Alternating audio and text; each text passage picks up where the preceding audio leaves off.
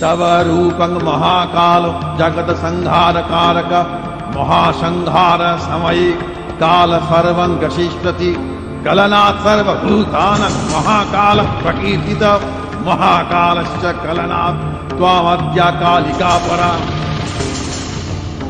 काल संग्रह सनत्काली सर्वेषामादि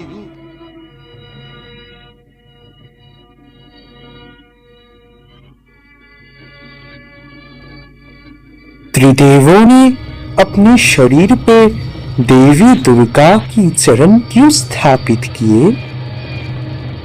हमारी मानवीय चेतना में काली को लेकर सदा से एक द्वंद्व बना हुआ है। शमशान में वास करने वाली कराल मुख वाली रक्त से लिपटी जीवा बाहर निकाली हुई देवी को स्वीकार करने में हमारा सभ्य मन हमेशा संकोच करता है। माँ तो कोमल और स्नेहमयी होती है, इसलिए काली के बालों को सजाकर उन्हें साड़ी पहनाकर घर की माँ की तरह पूजा घर में सजाने की परंपरा चारों ओर देखी जाती है। हम भूल जाते हैं कि हमारे सामाजिक संस्कारों से बंधे मन की इस सीमाबद्धता को तोड़ने के लिए ही अरूप परमा शक्ति ने ऐसे भयावह रूप को आत्म प्रकाश किया। हमारे मन के जल जमाए बैठे अच्छे बुरे, सुंदर असुंदर, शुभ अशुभ के विभाजनकारी विचारों को ढांचे में जब कोई भिन्न सत्य आ जाता है तब वह हमें भयानक लगती है। यह द्वंद्वातीत अविभाज्य चेतना ही काली का निवास स्थान है, महाशमशान है। काली की घर्म बिंदु से प्रकट हुआ कारण सलीम, लेकिन आद्या मूल प्रकृति का स्वरूप कैसा है? अहम अखंडता, विशुद्धता, साधुता और पूर्णता की परम सीमा हूँ। मुझसे ही वृद्धि संपन्न होगी और सिद्धि प्राप्त होगी। परमा प्रकृति में सबसे पहले अपने सत्व, रजस और तमस गुणों से एक पुरुष की रचना की। वह है महाकाल।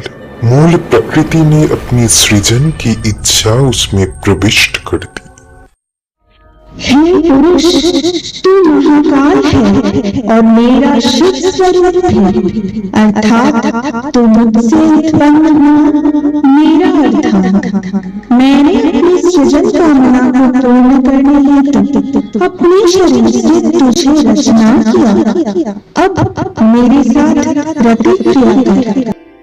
हे परमेश्वरी, आप मेरे मान सरोवर में हंस रूप में विराजमान है, इसलिए मैं हमेशा आपके प्रति कर्तव्य में तत्पर हूँ। अनंत कोटि ब्रह्मांडों में निवास करने वाले करोड़ों ब्रह्मा, विष्णु और महेश्वर की विधात्री वही महेश्वरी स्वयं है, जो सूक्ष्म है, जगत की आदि मूल प्रकृति और सनातनी है।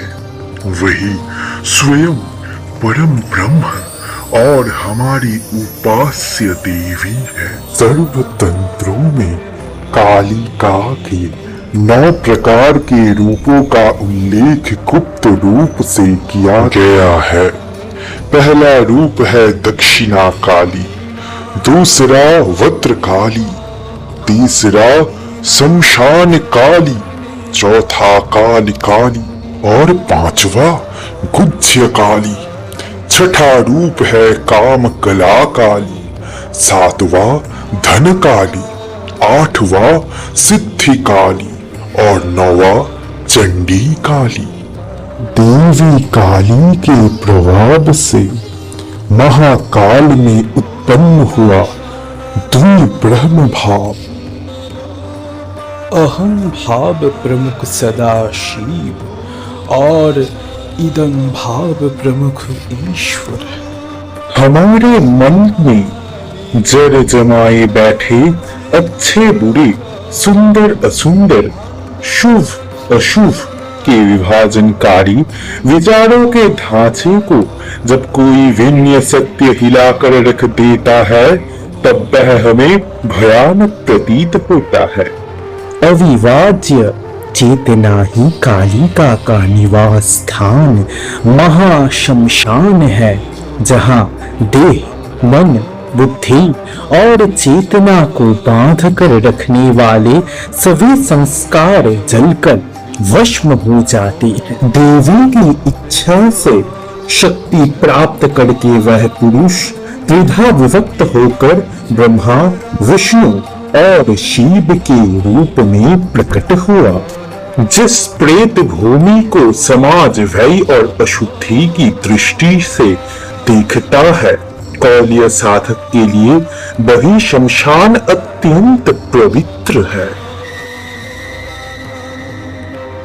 क्षीण रूप में गलित नारी शब के समान मृत्यु के पूर्व कारण सलील में अपने ही वेग से प्रकट हुई। उनके अंग प्रत्यंग से तरल द्रव्य निकल रहा था। अत्यंत भीषण देवी जल में तैरती हुई अवस्था में एक सात्विक पुरुष के समीप गमन की। ये कैसी अशुद्धि है? मूर्ति ही एकमात्र मार्ग है। उस भयानक दृश्य और दुर्गंध से उसका मुखमंडल पूर्व की ओर घूम गया। वहां भी देवी का दर्शन हुआ तो उसने मुख उत्तर दिशा में फेर लिया।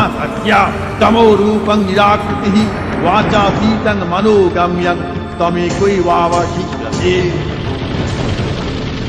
साकरापि निराकार माया बहुरूपिणी त्वं सर्वादि जनादिस्तव कर्ति हर्ति च बालिका।